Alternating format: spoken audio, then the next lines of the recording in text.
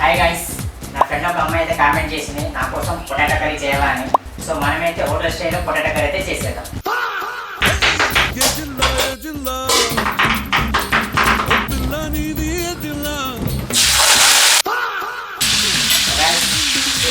గంట పడుతున్నాం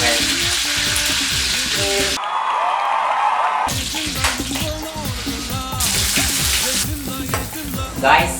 నా ఫ్రెండ్ కోసం అయితే పొటాటో కర్రీ అయితే చేసేస్తున్నాను. ఇంకొక 10 to 15 minutes అయితే అయిపోతుంది.